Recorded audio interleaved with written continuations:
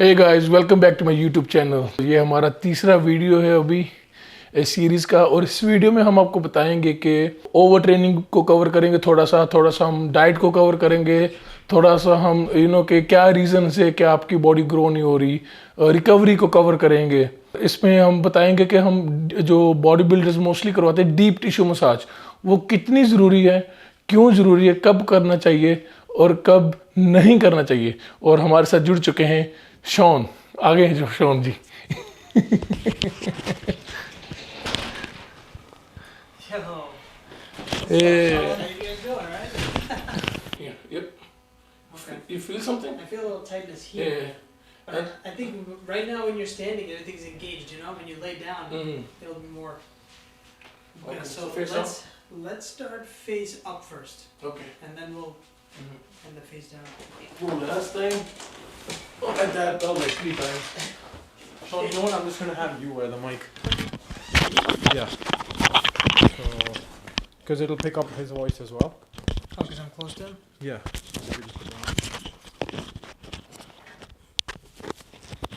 Tell people, like, they don't know like why to take like deep tissue massage. Gotcha, And, he had a client. He used to take deep tissue a day before he The showed. day before. Day before? Yeah. No, Then you'll retain the water, man. You know, you'll hold the... So He was like, I drank some pre-workout before I came here. always. Oh, So what did you train today? I didn't think today. What are you training tomorrow? Shoulders and triceps. Gotcha, okay. So basically before you met me, you were doing soft tissue or no? Like No. before you met me, you No. had this kind of work done? No, never. So what made you want to start doing this? Just I thought like it's it's really important to because I was having so many injuries, mm-hmm. like my shoulder, like I told you, my shoulder, my bicep. Right. So I thought maybe this will help, Mm-hmm. to Yeah. to break down some knots, and Yeah. I feel more mobility. And I saw once Kabir taking massage, I was like, sure, I need to get it too. Yeah. When I And I trust anyone, like if Kabir trusts someone, I trust that guy too. So I told you. and then that's when you came to the office once, right? Yeah, that's why I came to the office. When I first started doing it, I never used to put a lot of pressure. Uh-huh. I would just like do like a Yeah. massage, and people weren't getting better because a guy like you that has so much mass and someone who trains like multiple times a week, you have to really get into the muscle fibers and break it down and loosen it up, open up pathways, get blood flow. Exactly, bro. I went to a therapy here at the office. Yeah. On my shoulder, bro. All they did some like The ultrasound. The ultrasound. Yeah. And they give me some rope work to do. Yeah. And hand bicycle. I was like, bro, it's not for me. Right. It's for old people, not for me. The ultrasound is good if you have an actual injury, you know what I Yeah. mean? But for somebody that's trying to train and grow and use this to supplement training, that's not going to do anything, you know what I mean? And then also when you get the massage or any sort of deep tissue work, a lot of times I see people, they have bruises and all these things, So basically when I work on you, what I'm doing is once I see that the muscle's getting pink and there's a lot of blood flow, that's how I know when to move on to the next area, you know what I mean? Because a lot of people wonder like, how much pressure should I give or how much pressure should I take? And there are therapists out there that like literally beat the shit out of people. And just because they try to sell this thing where if they see a scar or if they see any bruising, the patient feels like, oh, it must have done something, but it actually makes scar tissue, you know what I mean? Yeah, and bro, so he tells me, like Sean tells me, like, oh, okay, so you looking good now, you getting a little bit more mass, because he massaged me, so he noticed more than anyone.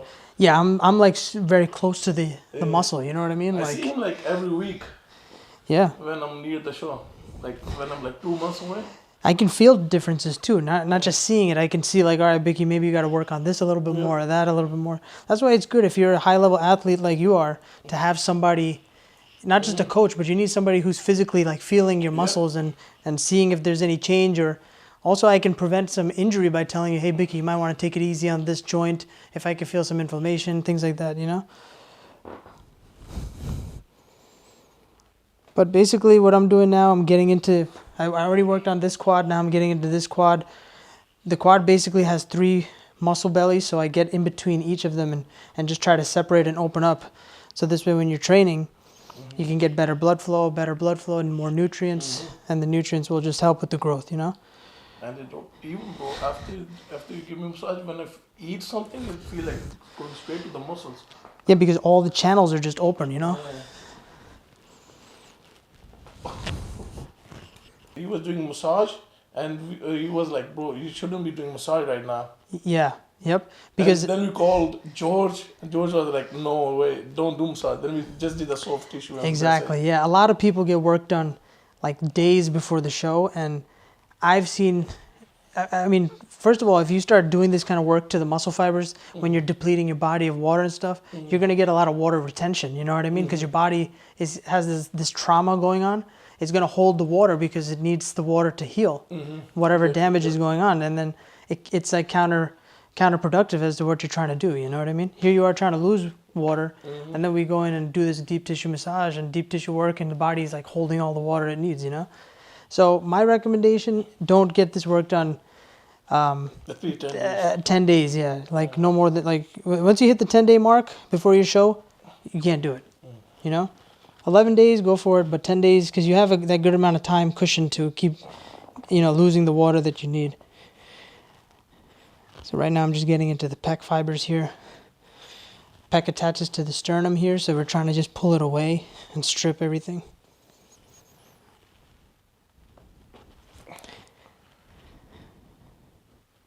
And the good thing with you is, like, if I tell you, like, you know, this is tight or that's tight, or modify your exercise a little bit, like That's exactly what I do. yeah, you do that. You do that. So it's like a good relationship, you know. But yeah, when you get this work done, you really want to get somebody that, you know, is either a therapist or a trainer that has some background in anatomy, you know. And when you tell me like this is tight, so I always keep that in mind, and I make sure like I work the muscle according to that. Exactly. Like when Yep. I'm working out.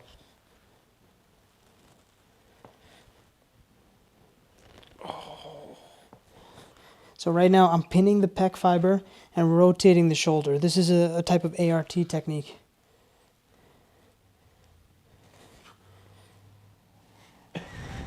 And the crazy thing is, if you know where to push, you don't need a lot of pressure. Like I'm only using, like see, I'm just using my thumb. You know what I mean? Yeah. Yeah, like, But I feel like so that's why it's important to get someone that knows what they're doing. And I'm not saying I'm like, I know everything and I'm perfect, but at least I have an understanding of the anatomy. You know what I bro, mean? you work with almost like every pro at Bev's. Yeah, you're right.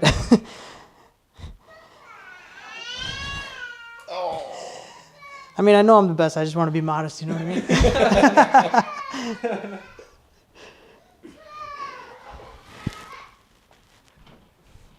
So another reason that this is good, I don't know if I ever told you, is when you do this kind of work, you're stimulating your nervous system also, not just the blood flow system and not just the muscles, but the nerves that attach them into the muscles. When you're stretching those out and working on them, they can send a better signal to the muscles. You get a better contraction. You know. So it like you're saying like it actually help if someone's overtraining. You're right. Right? Yeah, overtraining, and also the other way. If, like, let's say some people when they train, they can't make that mind to muscle connection. Some people are like, oh, when I'm training biceps, I can't get that brain to connect.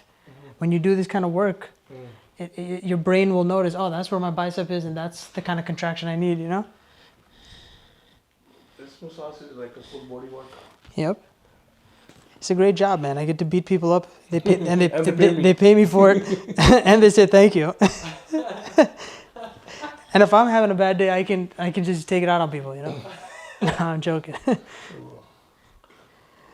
Now, a lot of therapists also use different tools, you know. Like, this is my best friend, you know what I mean? So basically, when I work on people, I prefer to use my hands because I could feel what's going on. But when you get to certain areas like this, and you need a little bit extra pressure or more localized pressure, then you can use something like this, you know? So basically, you don't want any therapist just taking this thing and just rubbing and just going all over your body and causing a lot of bruising and bleeding and things like that. So basically, I'll find the spot that is tense, a little bit on the outer calf here, and then I'll work on it like this, just using my body weight to generate the force. And then once I start seeing that it's turning pink after a few reps of this, then I stop and reassess and feel, you know? And basically I'll just use this throughout the whole body, but majority of the time I use my hands.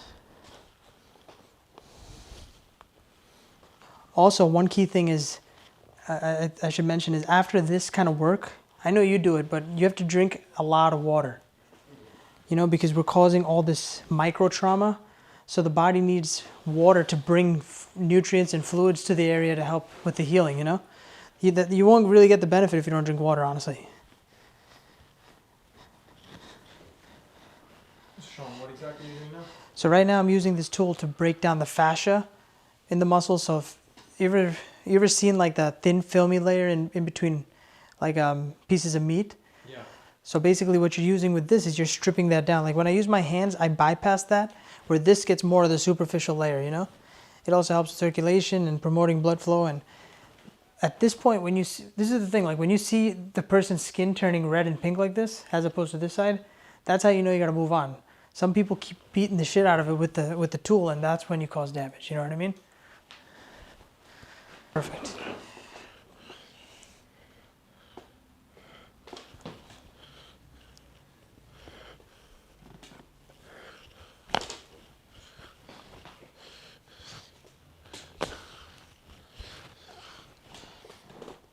Okay, now let's lay on your sides. Let's try to crack your back, your lower back. So this one, so I'll position you. So just scoot a little bit more to this. That's good. So this bottom leg is straight, and then this one's like hooked here. Yep. So you can hold on to me here. That's good. Okay, breathe in and out. Okay, now let's do the other side.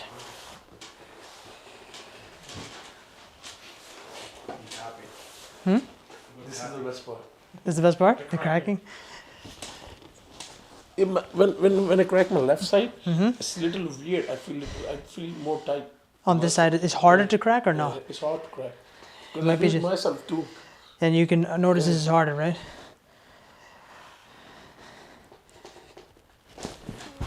Oh yeah, that went.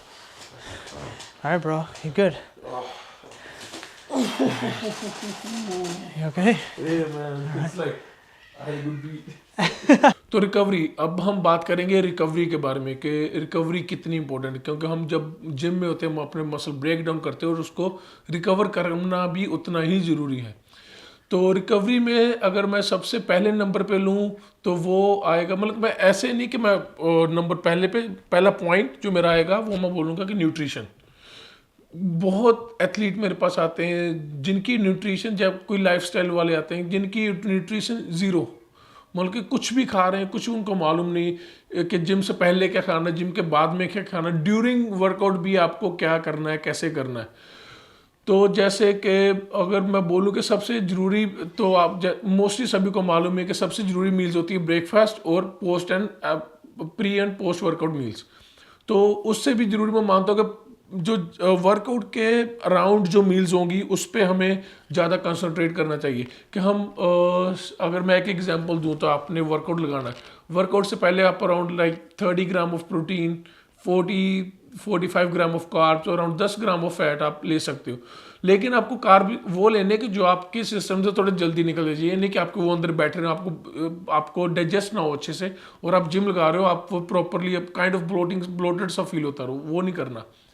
तो आई would say कि some egg whites, maybe a scoop of protein और white rice, और उसके साथ that's it. I would say that's it. इतना may be olive oil अगर आपने लेना तो लिटिल बिट, कुछ भी है ना, अगर आपने एग्स बनाने उसको ऑलिव ऑयल में कुक कर सकते हो.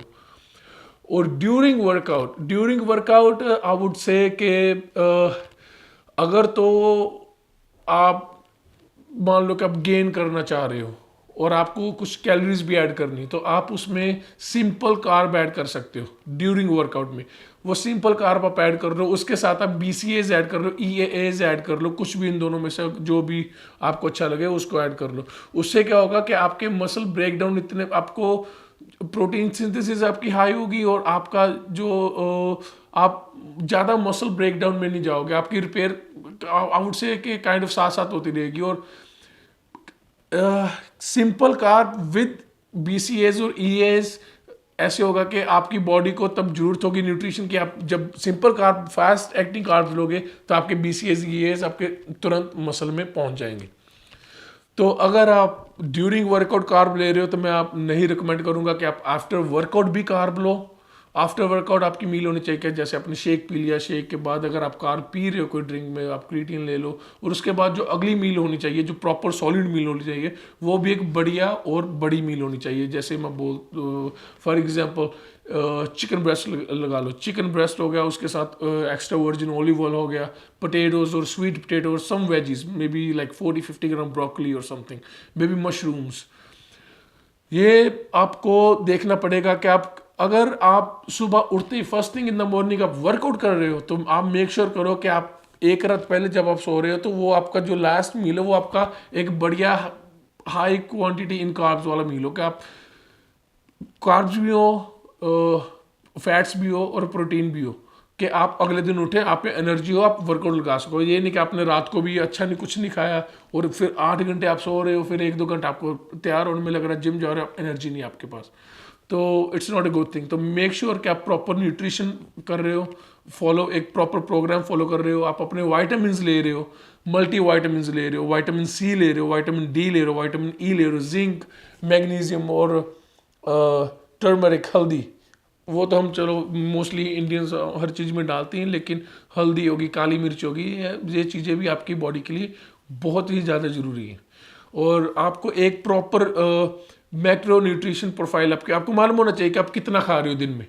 अंडर ईट नहीं करना। आप अगर कम खा रहे हो तो आपकी रिकवरी प्रॉपर नहीं होगी। आप कम खा रहे हो, ज़्यादा बर्न कर रहे हो, ज़्यादा थक रहे हो, तो उस रिकवरी आपकी स्लो डाउन हो जाएगी। तो आप मेक श्योर का आपको कितना चाहिए, गेट ए कोच, उससे पूछो क्या क्या क्या मुझे चाहिए, कितना चाहिए। अगर वो आपको प्रोग्राम बना के दे रहा है तो मेक श्योर का आप उसके प्रोग्राम को फॉलो करो अच्छे से। दूसरा पॉइंट, स्लीप।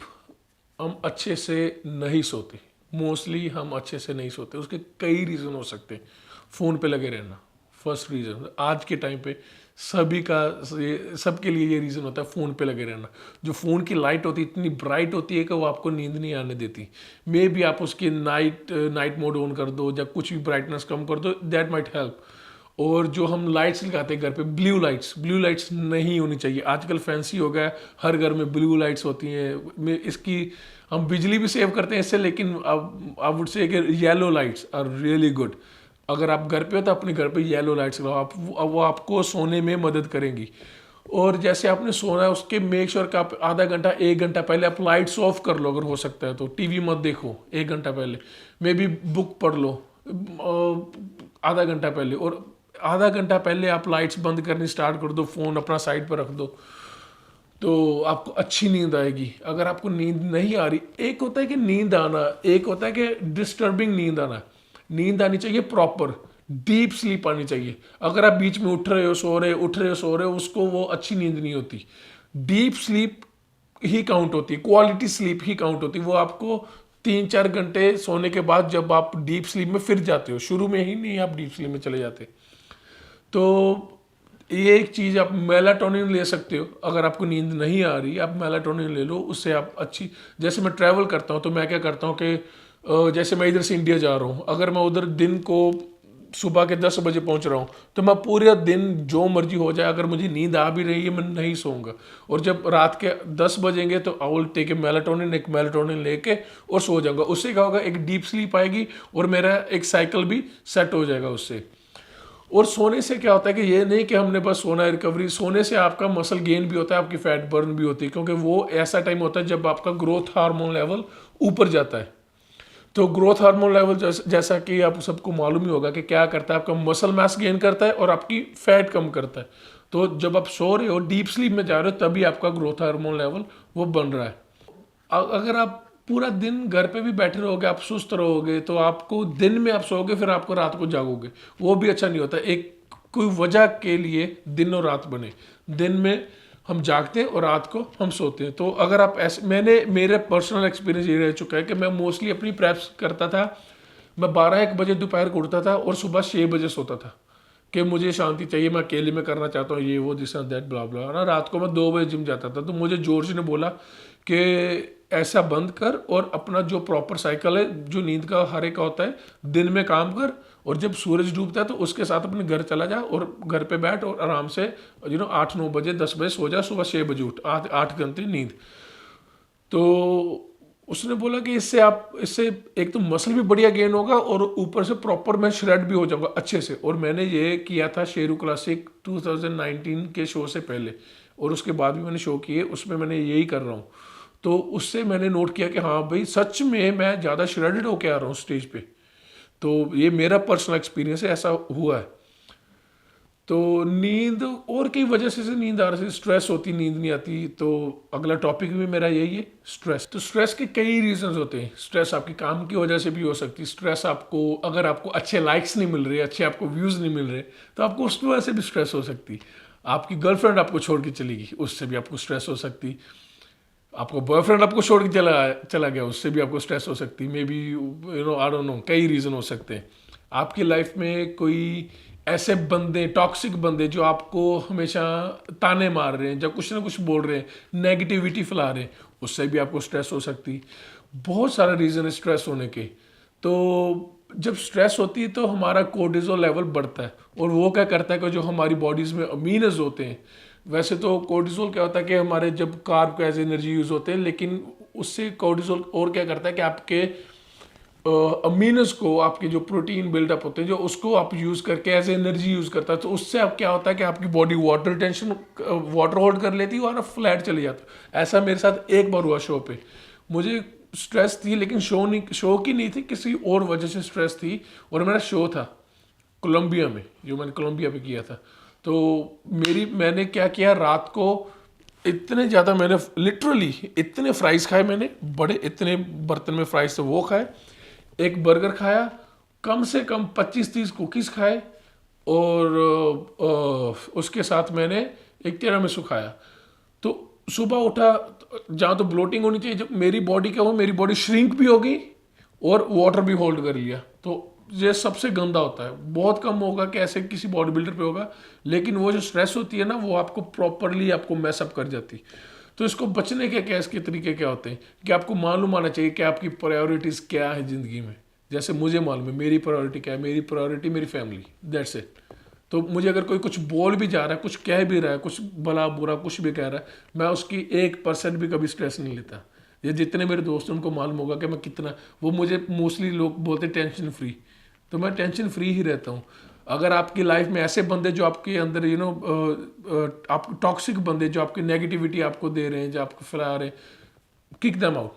सीधी बात, उनका आपकी ज़िंदगी में उनका कोई भी रोल नहीं है। वो आपको नीचे लेके आ रहे हैं, उनको आप बाहर निकालो।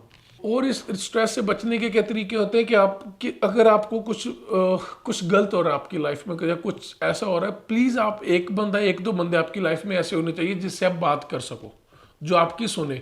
कई बार क्या होता है कि आपके अंदर ही इतना बिल्डअप हो जाता है, आप किसी को बता ही नहीं सकते, क्योंकि कोई बंदा आपको लगता है कि यार कोई बंदा मुझे समझेगा नहीं। तो आपकी लाइफ में ऐसे 2 बंदे होने चाहिए, 2-3 बंदे, कि जो आपको बस सुने। कई बार आपको ऐसा होता है कि हम किसी को कोई बात बताते हैं ना अपने दिल की, खुल के बोल देते हैं कुछ भी, हम पूरे अपना फैमिली का, बाहर का, ये वो हम बता देते हैं। तो आप सिर्फ बताने से ही आप रिलैक्स फील करने लग पड़ते हो कि हाँ भी जो अंदर था वो बाहर निकल गया। तो अच्छे दोस्त होने चाहिए लाइफ में, अच्छे बंदे होने चाहिए जो आपको हर तरफ से आपको सपोर्ट करें। देखो, हार्ड टाइम अलग चीज़ है।